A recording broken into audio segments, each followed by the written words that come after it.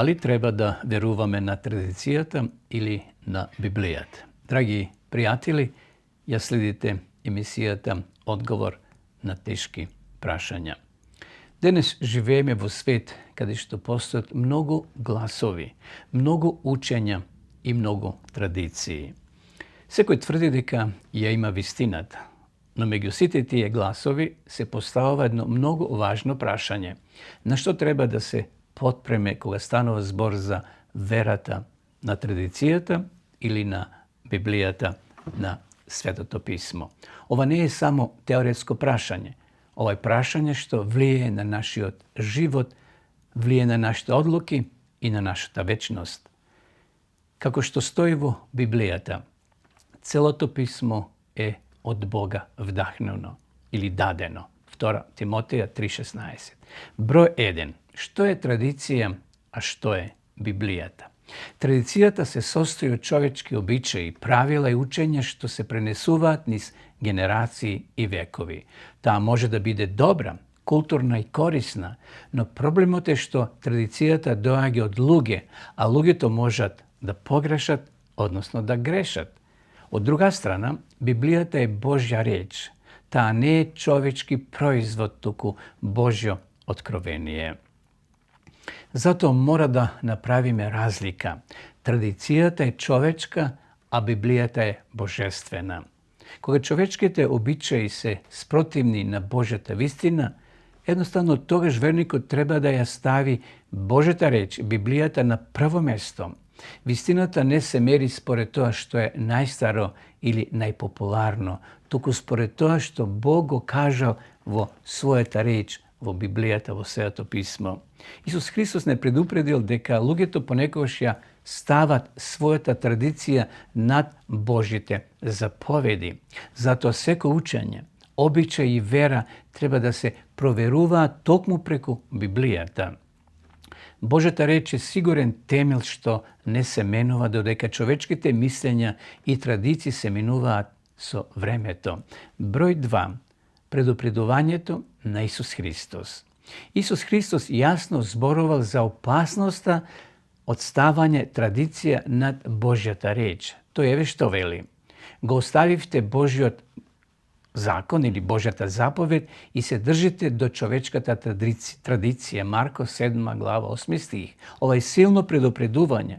Што мислите зошто? Затоа што човек може искрено да верува дека е во право, но сепак да биде на погрешен пат ако се води само со традиција.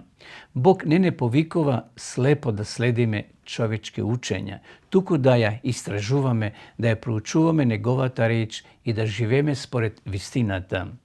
Не е доволно нешто да биде старо, прифатено од мнозинството или пренесувано со генерации. Важно е дали е во согласност токму со Светото писмо, со Библијата. Исус не ја осудил секоја традиција, туку овие традиции што ја заменуваат Божјата волја и Божјата реч. Затоа секој верник треба понизно да се праша: дали мојата вера се темели на Библијата или само на човечки обичаи? Број 3. Библијата како врховен авторитет. Библијата не е една од многуте опции или книги. Таа е стандардот. Апостол Павле еве што запишал: проверувајте се, држете се за доброто. 1 Солуњаните 5 глава 21 стих. Тоа значи дека се мора да се испита преку Божјата реч. Од христијанска перспектива, ова се нарекува принцип сола скриптура, само писмото како темел на верата.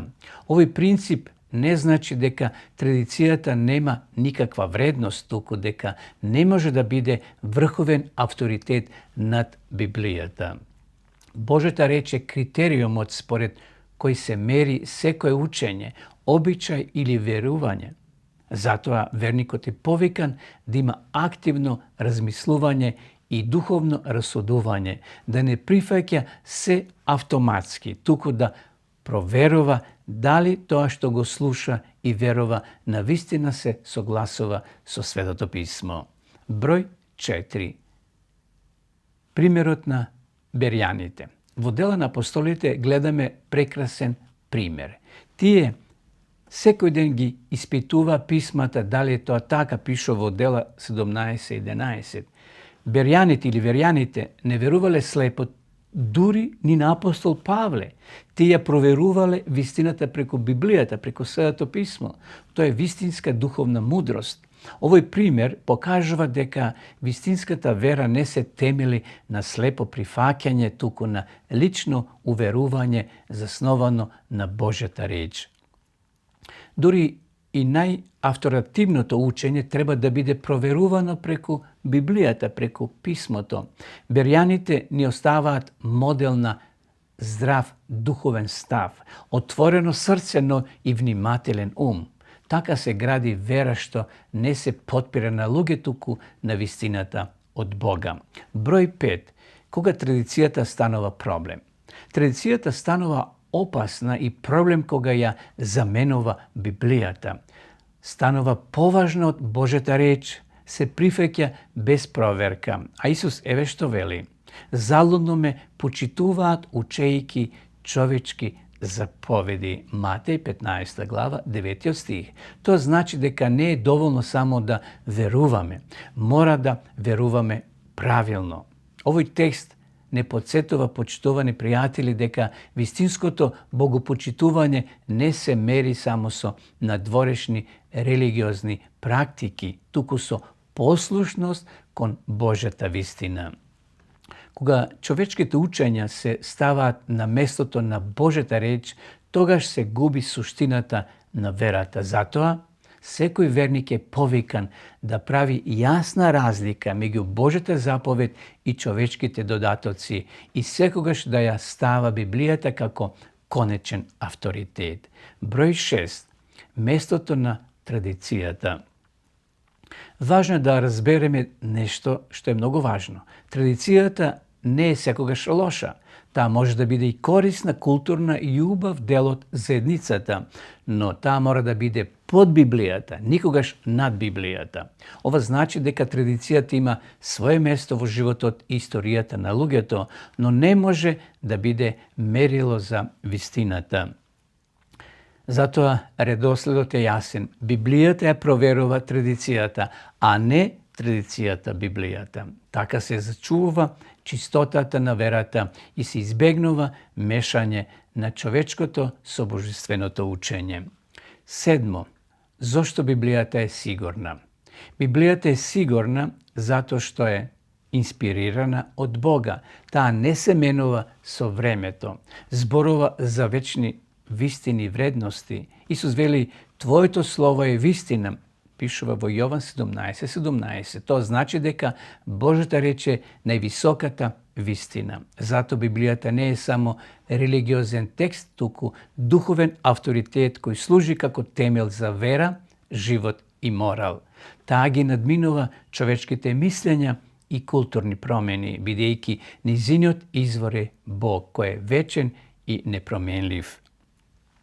Од таа причина, почитувани, верникот е повикан да ја чита, разбира и пременува Библијата како сигурен водич во сите аспекти од својот живот. Број 8. Практична примена за денес. Во секојдневниот живот ние се соочуваме со различити учења, различни религиозни практики, различни традиции. Затоа секој верник треба да си постави прашање: дали ова што го веруваме библиски основано? Не дали така сум научен, туку дали така пишува во Библијата. Овој пристап развива духовна зрелост и лична одговорност во верата. Наместо слепо прифаќање, верникот е повикан на активно истражување и споредување на се со Светото писмо. На тој начин верата станува лична, свесна и цврсто втемелена на навиките, а не на навиките и на традицијата. Број 9. Улогата на Светиот Дух.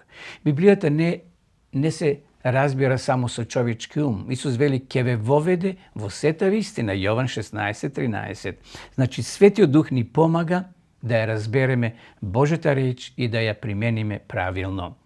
Драги пријатели, на крајот од се, прашањето не е само традиција или Библија, туку кого ќе следам во својот живот. Зашто не станува збор само за знаење, туку за спасение. Библијата и само Библијата треба да биде темелот, основата на нашата вера. Затоа денес повикот е јасен. Не верувајте слепо.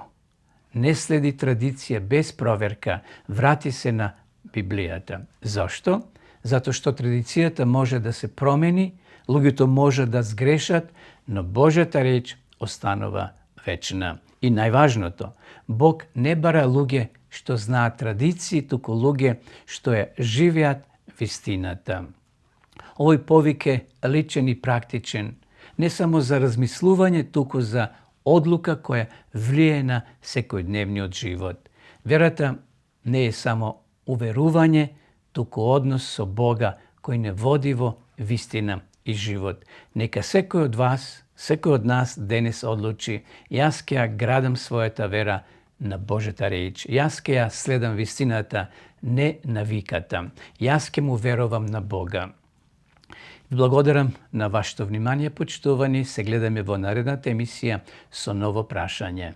Пријетно!